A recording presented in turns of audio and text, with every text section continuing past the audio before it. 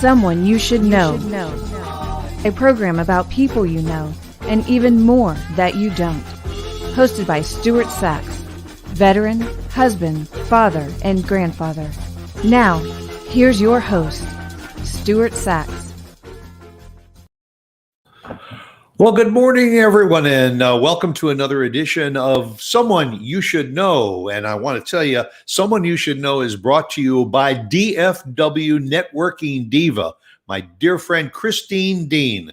And she is an absolute princess when it comes to helping you accelerate your business. Now, if you've got all the business you need, all the customers you need, then forget about this. But if you want to bring your business to the next level with marketing, with interactions, with raising your game, you call Christine Dean at dfwnetworkingdiva.com.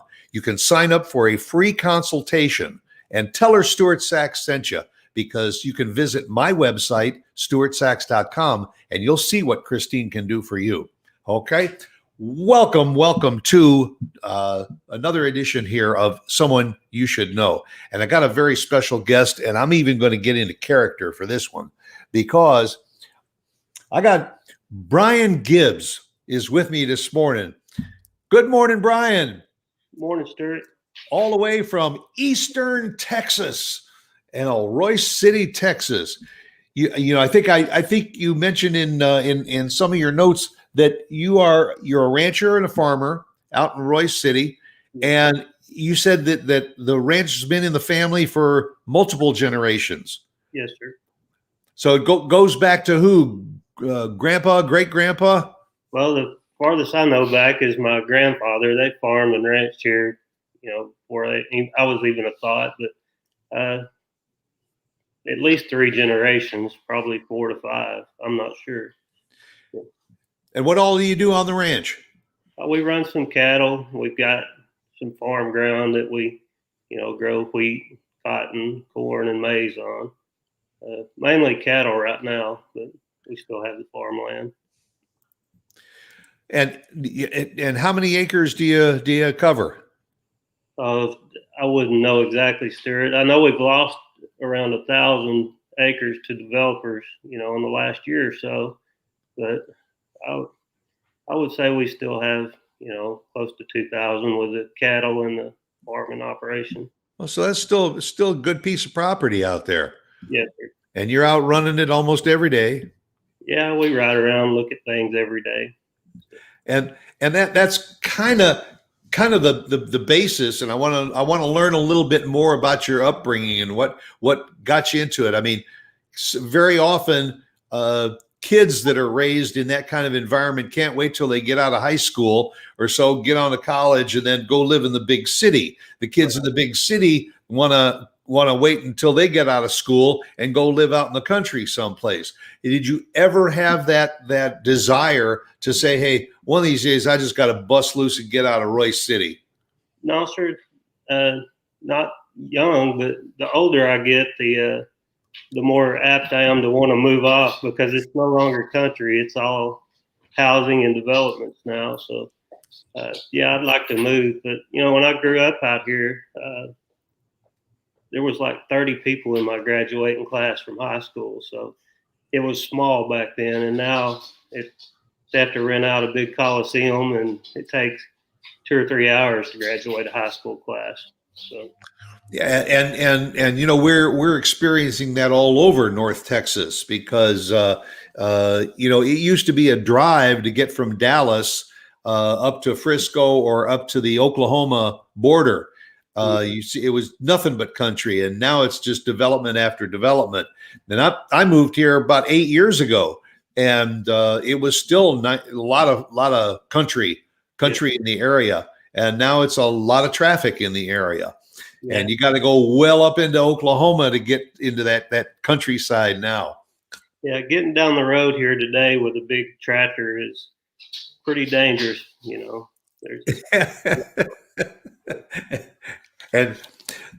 So you grew up in the family business, and you mentioned in a couple of notes that you loved it. You just loved being in the family business. I basically grew up horseback. My dad was a fireman in Mesquite with the farming and ranching, and I remember as a kid, he'd sat on my horse and he'd have to go work. Uh, and he'd sat on my horse before he would leave to go to work so I could ride. And uh, I spent most of my days as a child, horseback. So I always have enjoyed the thought and idea of running cows and riding horses and doing things that are ranch related more than farming. Farming, I always say, driving in circles gets pretty boring after a while, but you still have to do it a little. So. Well, and your parents kind of pushed you to get out of farming a little bit too, and pursue something else. And you kind of went 180 degrees, didn't you? Well, yeah, they wanted me to get a degree, so that's what I did. I went to East Texas State. It's Texas A&M Commerce now, and they wanted me to get an education. So I got an education, and I remember sitting at the table saying, "Well, I've got my degree. Let me get back to what I want to do." And they both wanted me to get a job with some retirement and some benefits. So, I hired on at the Dallas Police Department. Oh, and I believe it was '96. So I went to work there, and well, I got some stability and a retirement anyway, and insurance. So And how long were you with the Dallas Police Department? I worked for them for 20 years. For 20 years. And what areas did you work in? Well, everybody starts out in patrol, and I was assigned to Southeast Patrol, which is basically everything from Interstate 30 south. Okay. Probably pretty much the bad part of Dallas. Spent around 10 years there, and uh, I promoted and went to narcotics and was undercover for a little while. And I had expressed interest in the mounted unit, which is a mounted street patrol, early in my career, and an opening came up there, and I had applied for it and got it. So basically, the last 10 years of my career, I was horseback. And what little kid hadn't dreamed of riding horses and carrying a gun, right? I was living every kid's dream. So, Well, what was it like? I mean, I understand the rigors of the police department and all, but then they put you into undercover narcotics. yeah, How does a cowboy rancher from East Texas handle getting into the narcotics business? it was easier than you think. I guess, drugs aren't just one color of person or one style of person. I think it affects everybody. And you just had to be able to think pretty quick on your feet and answer questions that were thrown at you from the dealers. And, it wasn't that difficult. The hardest part was the lying. I mean, you had to lie to people, tell them you used dope and things like that. And, that was difficult for me, but you just kind of get into a character, I would say. It's like acting. So, So, yeah, yeah. I was just thinking the same thing. You just had to kind of put yourself into that culture yes, and blend in so that you could get the necessary information that you needed. And how many years did you spend in undercover narcotics work? it was right at a year. Uh-huh. The matter of fact, I had to ask the chief that was over the division if he would let me leave a little early because of my dream job came open and I got accepted. And of course, he was a good guy and he didn't stand in my way. He let me go on. So And so what was it like moving from this undercover world of narcotics investigation, and all of a sudden you say they need somebody to work with these mounted police, and boy, get me around those horses again. yeah, it was a good thing. Of course, when I went over there, they didn't necessarily want a guy that thought he could ride. They want to train you to do things their way, and their way was the right way. I learned a lot over there and learned how to ride properly and how to treat horses. And as a kid, we just hopped on them and put the spurs to them, and off we went. Mounted Patrol taught me, the right way to ride and train a horse. So, And of course, then being with mounted, unit with the police. Is that you had an accident, and was that when you were with the police department? Yes, sir.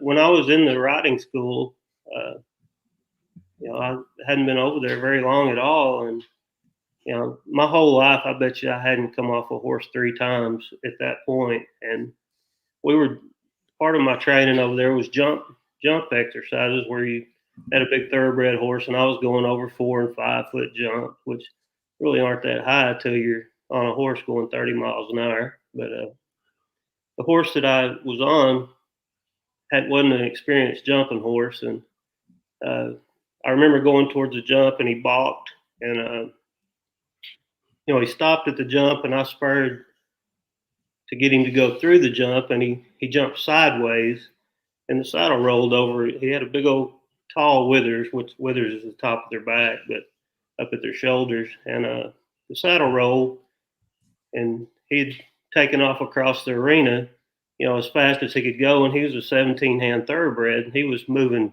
fast, and I remember riding on the side of him, and the fence going right by my head, and I thought, Brian, you're not going to be able to stay with this horse. You got to find you a spot and get off. And I did. I looked at the ground, and that's where I hit. And I thought it just knocked the breath out of me, and I kind of crawled over to the fence and pulled myself up. And I remember the trainer at the time. He said, "Are you okay?" And I said, "Yeah, I just got the breath knocked out of me." And he said, "Well, catch your breath, and I'll resaddle him." So I got back up on the horse, and I rode for 3 more days. And finally, the pain was just more than I could stand. I remember just pulled my horse up over in the corner, and I had just tears coming out of my eyes. And the guy came up and he said, "Dude, are you okay?" And I said, "No, I've broke my ribs or my hip. I can't put my finger on what's broken." And they took me to the hospital, and mind you, this was 3 days ago, and I'd been right. Hey, so they took me to the hospital, and they wheeled me in and X-rayed me, and next thing I know, they're strapped me to a board, and they've got my head tied down, and they're getting ready to cut my boots and my jeans off. And I asked the guy, I said, "What are you doing?" And he said, "Well, your back's broke, and it's pretty dangerous for you to be moving around." I said, "Well, heck, man, I've ridden a horse for 3 days. I think I'm okay. Don't cut my boots or ruin my britches." So anyway, he slipped out of the room for a minute, and one of my partners over there at the police department helped me save my boots and my jeans. But I laid in the hospital for a couple days with them trying to figure out what they were going to do with me. I wasn't sure what was going to happen, and I basically interviewed some doctors, and I finally got one that gave me the right answer on what he would do in my recovery. Some were saying you're done, and this guy, he's like, "No, I can pull those bones apart, and we can get the ones out of your spine, and I think you'll be good as new." I said, "Well, when do you think I can ride a horse again?" And he said, "Well, the minute I get through with your surgery, you can ride." He said, "You won't be able to stand the pain, but you're not going to hurt yourself anymore." And that was all I needed to hear to let him do the work. And he did a good job. I mean, I had basically another 10 years on the police department, horseback, and I rode a lot, especially training horses.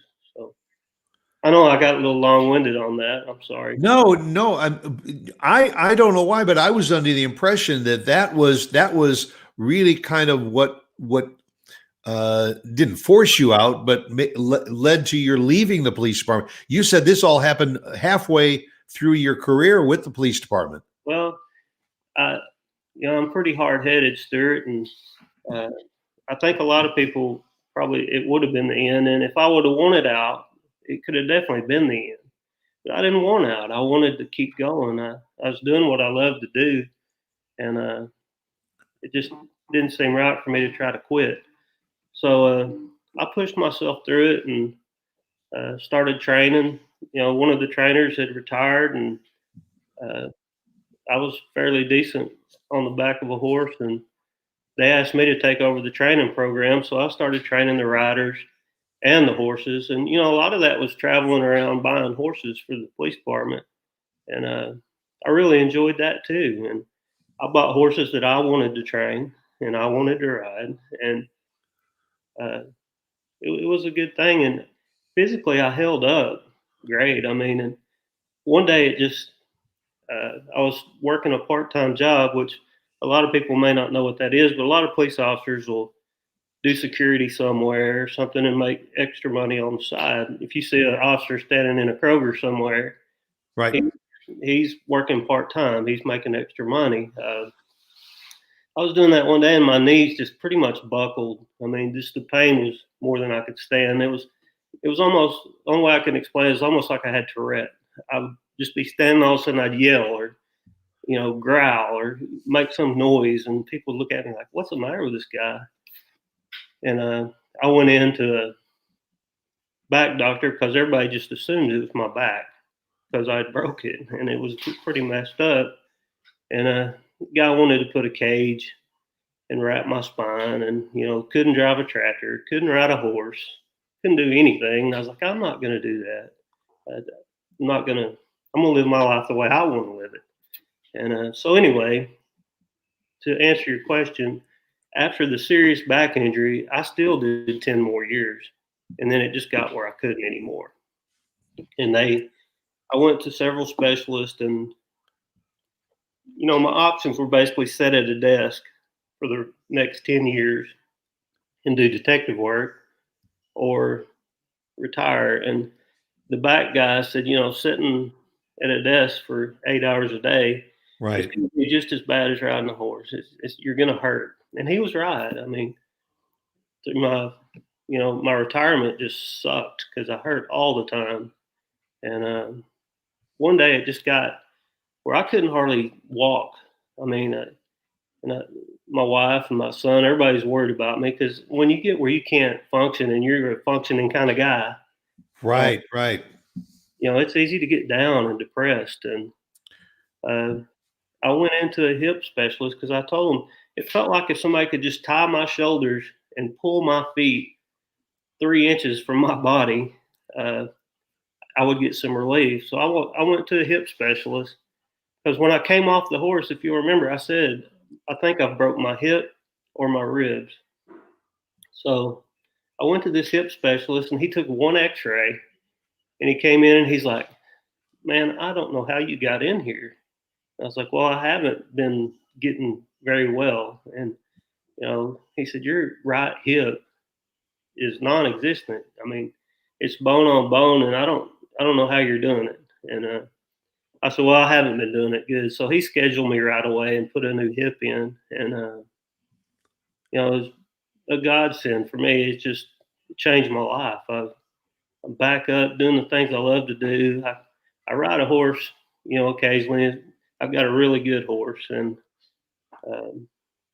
she puts up with me, and I can get on her and ride and show out. She's real athletic, and she's a lot better than I am. And so recreationally, when I feel like it, I can get on her and look like a star. But I wouldn't be able to train a horse and ride 6 hours a day anymore. So after the injury, and I guess the only way I can see comparing it is when an athlete trains all of his life to compete and then he sustains an injury and is sidelined. It's like, I will do anything to get back out on the field. And I guess you had the same feeling. I know that there's something wrong. Just fix it because I got to get back out on the horse. Absolutely. It's like anything else. If you're doing what you love and it's what you want to do, you don't want to stop it. And that's me. And that's, it's probably not the smartest thing for me to get on a horse today, but I enjoy it and it's what I want to do. And, life is worth living. It's not for sitting around watching TV. So. Well, and you still got a farm and a ranch to run. Well, yeah. I've got a 19-year-old son, and my dad's 78, and he's still real active too. So there's three of us. There's 3 generations working right now. So that brings us really kind of to the second part of our conversation, and that is during that time that you were off the horse and you were recuperating from back injuries and hip injuries. you had a little bit of time on your hands. And so you decided, well, you know what? I'm going to just turn this into something creative. And so you decide to write a book. Yeah, to go back to my college days, my high school grades weren't real great, and a lot of people, if you're watching this and you've been in my shoes, you really never really wanted to apply yourself when it came to books. So to get into college, my scores were low, and I had to take an English course, a writing course, and I was 18, 19 years old, and the teacher pulled me aside one day at the class and told me, you got a really cool writing style about you. One day you should maybe write a book. And I, blew her off, and that stuck in my head, all these years. And you watch cowboy shows when you're laying in a chair recovering, or you read a Western book, and there's not just anything out there that you really like. There's 2 or 3 that I've seen 100 times, and a couple of books that I've read that really grabbed me. And I thought, you know what? I want to write something and do something that I want. And there's a lot of guys in the world like me that might enjoy something that someone like me wrote. So that's kind of where it started, way back in my first few days of college. And I'm happy I did it. I really am. Kind of changed my whole life a little. Well, and out of that occurrence was the rise of the legend of Levi Strickland. And this is the book by Brian Gibbs. It's, as I say, as a kid, and I got about 25 years on you, but as a kid, I grew up playing cowboys and Indians. And when we were toddlers, we wanted to grow up to be cowboys. Then maybe a little later, we wanted to be policemen and firemen. And good Lord, you've been all of those too in a previous life. And now all of a sudden you start to write about it. And I have to tell you, the legend of Levi Strickland it's not a big book. It's not a big, as Doug King, who is the publisher and a good friend of both of ours, and the publisher of the book, said this is more of a novella. But I'll tell you, you packed one hell of a story between the front and the back cover of this book. And the first question, knowing that you were going to be on my show, the first question that came to my mind after I read the book for the first time, because I told you I read it twice, was how much of Brian Gibbs is in this story? What percentage of this book is fact, and what percentage of the book is fiction? Well, I think we can pretty much establish that I'm hard-headed and I will not quit. The book is basically about adversity and how a man reacts and adapts to it. I don't know anybody that could live through what Levi's lived through, losing children and loved ones, but it's basically about, being relentless on dreams and relentless on life, and not letting little things or big things change your whole path. Just because somebody says you can't do something isn't necessarily true. If you've got will and you have strength, you can accomplish about anything you want, I would say. So that if there's any relation to me and Levi, I would say that's it. I'm relentless about living, and I'm relentless about passion and goals in life. So I would say that would be where me and Levi, well, and I'm a pretty dang good shot too, but that's a whole nother story. You don't take no for an answer. Well, just in a quick reader's synopsis of the book, Levi loses his family to the Indians when he's only 15 years old, and so he grows up and becomes a man very, very quickly. And he could have just run off and hidden someplace, but he vows to revenge the death of his family. And that's kind of the premise of the book, because that tenacity just kind of keeps coming back and back and back again and again throughout the story of the book. I will tell you, there's some love story in there too. I mean, you go almost halfway through the book before the first love story. And I don't want to give that much away, because folks, I really want you to get the book and read it. It's a great book. I think, actually, other than the fact, yeah, it gets a little bit graphic in the book, but honestly, I think for teenagers who really do have a love for reading Western, or reading something other than science fiction and Minecraft and all that kind of stuff, if you really want to turn 180 degrees and read something, this is a great family kind of a book. As I say, couple of rough parts in there, but it just shows the tenacity of keeping the family unit together.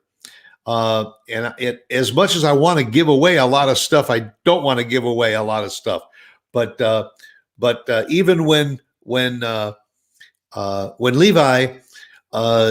decides that he's got a half brother, that one day he's probably going to have to one day he's going to have to confront him, and he's probably going to have to kill him. All of a sudden, there's a bonding. And he goes between having this feeling of having to control everything in his life, and it probably is going to involve a gun or a rifle, to having a softer side in him too. And that's not just with the women he meets, but with some of the other people, like the owners of the local livery. It's just a fascinating book, and as I'm reading that, knowing a little bit about your story, I'm thinking, here's a guy who's a rancher and a farmer, and he's a former policeman, and he's worked undercover, and he's worked with mounted police, and all of a sudden he decides he wants to write a book. And how many times in our lives has somebody said, I should write a book about that? Well, you did. And the real fascinating part of it is you did it longhand. And why did you decide to do this longhand? Well, the writing in the book is simple. That's for people like me, because, I'm a simple person, and I don't want to have to think about what the writer's wanting me to think or know. I want to read it and know that's what he had in mind. So, to me, getting on a computer and typing and spell checking and doing everything that a computer's capable of killed my train of thought. And I would say it killed my creativity. On a spiral and a pen, I've still got the notebooks where I wrote it. There's spots that you would have to have me to translate, because my mind was going. I was writing, like a madman, and I would get on a thought, and if anything would have interrupted that thought, it would have killed it. So it was basically brainstorming a book on a notebook. The computer to me is not natural. I've been writing with a pen my whole life, so that's natural. So I would think a computer would have slowed me down and blocked my train of thought, to answer your question. So, folks, I want you to know that this is an incredible story of a young man who, probably when you were going through school, when you were working on the ranch, the last thing in the world he ever thought about was, maybe someday I'll sit down and write a Western novel. It was adversity that really drove you to it, and I would imagine that, like you said, when the pen hit the paper, not only was it getting your mind, into a positive. In a positive setting, but I think it probably also was a good medicine to overcome the pain that you were going through from your injuries, and that gave you that onus. Folks, if you are interested, and I highly recommend the book, the Legend of Levi Strickland, and you can go to this website, DAYIIPROD.com. And that's the publisher. That's Doug King's publishing company, go to DAYIII.com and you can order a copy of the book and all. It's a great read. And as I say, Brian, I just can't tell you how heartwarming it was for me to really read something that was so out of the ordinary from what I had read. And the story, the ranch that Levi works on is massive. It's absolutely. I probably covered. And was it kind of set in Texas? Yes, Did you kind of use Texas but we're talking thousands and thousands and thousands of acres, because there's points where Levi gets on a horse and says, well, I'm just going to ride out to the west part of the property. And 12 hours later, after riding all day or a half a day, then he pulls up and camps out overnight. And he would just go for days and sometimes weeks at a time just to survey the various parts of his property. And so you get yourself wrapped up into the story and building the campfires and going up on the ridges and looking to make sure there weren't Indians that were following you. And for an old guy like me, it kind of puts you back in your childhood and you're kind of reliving those old days. And I don't think we think about that kind of stuff very often.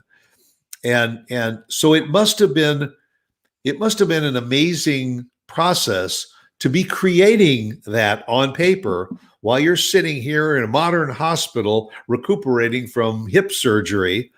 What was that like for you? I mean, did you find that writing was kind of your bridge to reach recovery? I would say that it took my mind off of the pain, and it took, I went from working on the police department to an abrupt halt, and hundreds, maybe even 1,000 friends. When you work around people, you get close to them, and that just stopped. And not their fault, not my fault. When you work with people, they're acquaintances, and yeah, you're with them and you're friendly every day. You have lunch and stuff, but when that thing that holds you together, the work, is no longer part of that, those people go on and you start a new life. So I basically, went from hundreds of friends down to a handful of people that I talked to, and that was part of the depression, I think. And going from all that support and all those people saying, "Hey, man, what you're doing with these horses is great," for example, to nothing, and living in just god awful pain. I can't even describe it.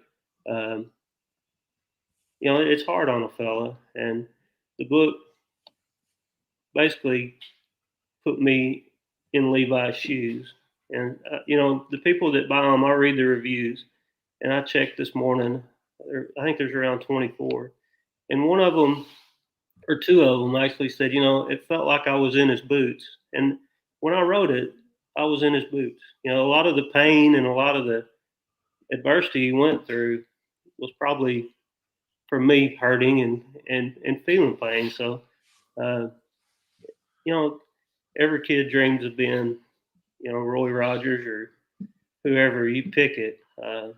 So basically just putting a dream down on a piece of paper and hoping people like you read it and enjoy it. And I would say mission accomplished. If it doesn't sell another copy, I'm happy, because my friends have all loved it.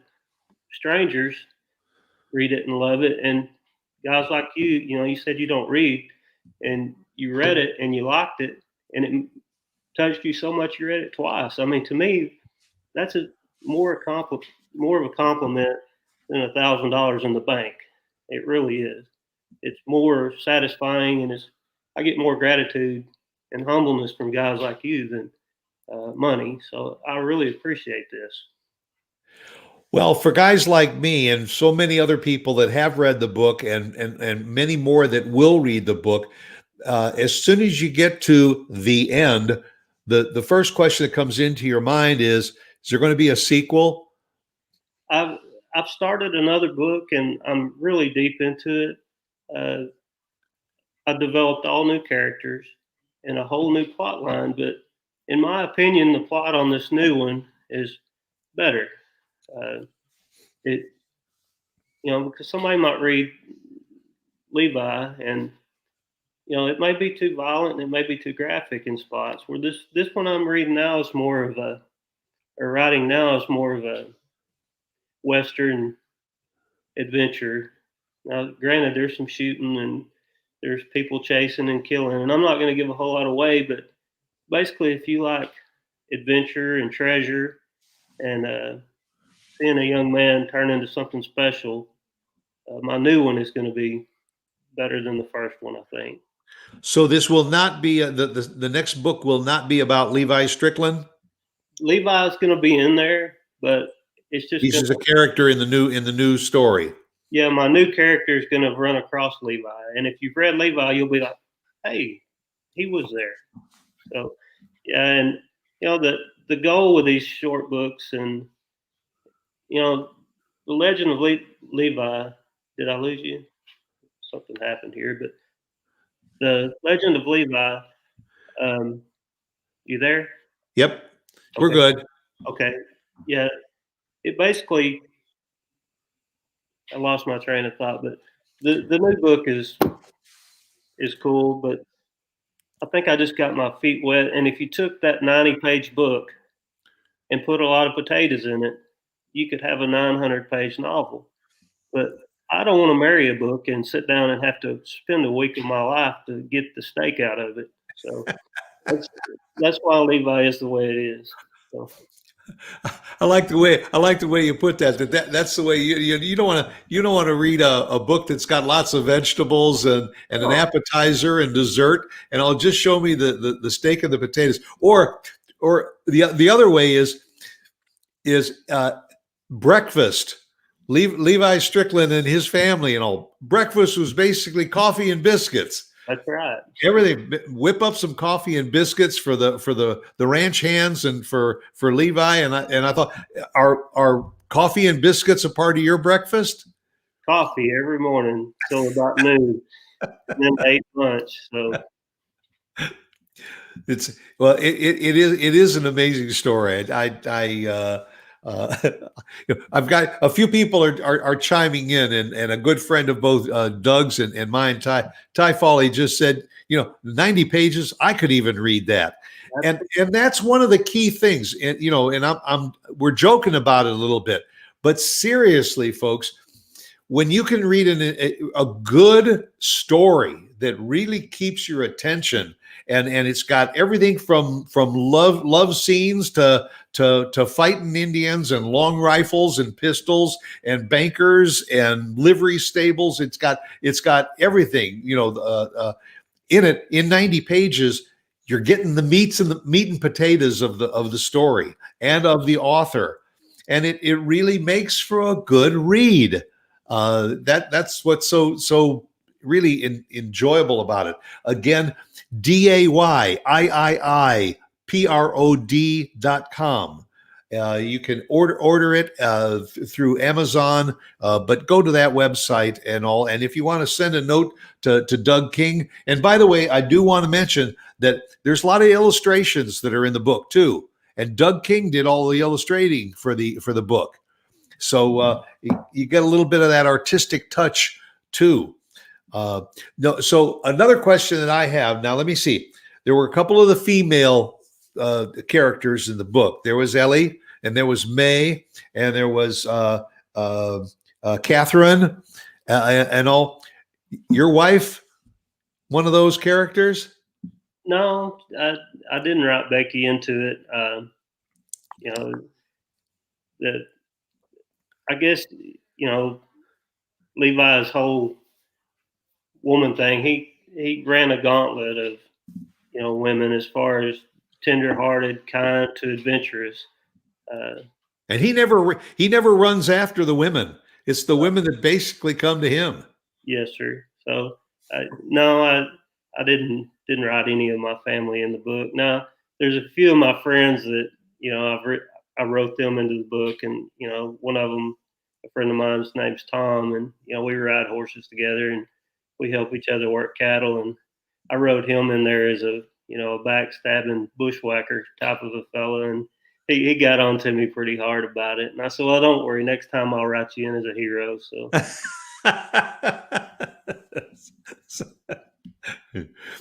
So again, when you finished this book and now you're in recovery, you're back up in the saddle, you're back out on the ranch again, was there a point where you just said, well, that was kind of my creative outlet and I'm over it and I'm finished and I'm just gonna move on? Or when you finished that book, you said, you know what, I think that I could probably do this again and again? Yeah, especially with the positive feedback. I think if when something doesn't suck, it's a pat on the back, and if it would have been terrible and a complete failure, I'm hard headed, but I'm not that hard headed. So this one that I've got now, I could probably have it ready to go in a week, but I'm just kind of sitting on it and doing it slower and making sure I do it the way I want it.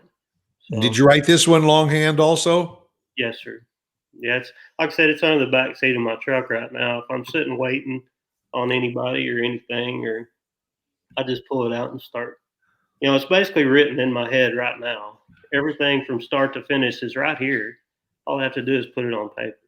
So I don't know if I've never talked to another writer, but I don't know if everybody does it that way or what. But for me, I'm writing whether I'm driving down the road in a pickup or a tractor or on the back of my horse. When it comes to my mind, I get ideas, and you may see something on TV that just jars something in your head and says, you know what, that would be cool if I did it this way. So, it's constant every day, all day. It's in your head, most of the time. So. To a certain degree, I do that even with my program. I get ideas, and those ideas are in my head. The part is I forget to pick up a pen and a pad of paper and write it down. So it just kind of escapes you. Yeah. But what really this whole discussion is about, it's kind of a credit to that English teacher. Absolutely. that said to you way back, you know what, I think you have a talent for writing. And that just kind of stuck with you. Absolutely. Her words mattered, I guess, because, and teachers have a big impact on our children for sure, because they're being parents when we're not there. So, she definitely had an impact on me picking up a pen, in probably some of the worst times of my life and starting this journey that we're on today. So, hats off to her, really, for seeing something special and saying something about it. So, in her mind, it was special, and I was nobody to her. It's one thing if your mom or your dad picks up something and says, "Man, that's really good. I like that." But when a stranger compliments you, you should take heed in their words, I guess. So. Well, I want to compliment you again too, because I think you have taken that pad of paper and your pen, and you've written something that's interesting, enjoyable. You don't want to put it down, really. And I read the book the first time in 2 sittings. Read about half of it first, and then sat down the next day and read the other half. And then I read it a second time. And as I say, I ain't no reader. And sometimes I'll read an article in a paper twice and all, but this is the first time in my long life that I've ever read a book cover to cover twice. And I guarantee you, I'll probably read it again. And I probably want to share it with my grandson too, because, the kids today, as I say, are raised in a completely different environment. And we forget about what the Old West is all about. And it's part of our history. And you captured part of that history. You captured some family values in that book that we often overlook. And so to your credit, Brian, you've written a great little novel. And I applaud you for what you've gone through to get to this point. I applaud you for connecting with Doug King and getting the book published so that we can share it with our friends and family. And I look forward to the next copy. And also, I look forward to meeting you someday because I'm going to bring my copy and get it autographed. Absolutely. I appreciate you for, taking the time out of your day to do this. And I'll hunt you down and sign it. You won't have to come to some meeting. Please don't use the words hunt you down. Because you use that in the book, and I don't want to be hunted down. No thanks. No, those type of hunting down days are over. I'll find you and we'll sign it for you, and I'll bring you a couple more that you give your kids. There you go, and we'll do it over a cup of coffee and some biscuits. Yes, sir. So, before noon. Once it's noon, we switch to other things now. Well, again, thank you to Doug King for working with you and doing some of the illustrations and publishing it. And again, go to Doug King's website, DAYIIPROD.com. And you can learn more about the book and learn a little bit about what Doug King's doing also.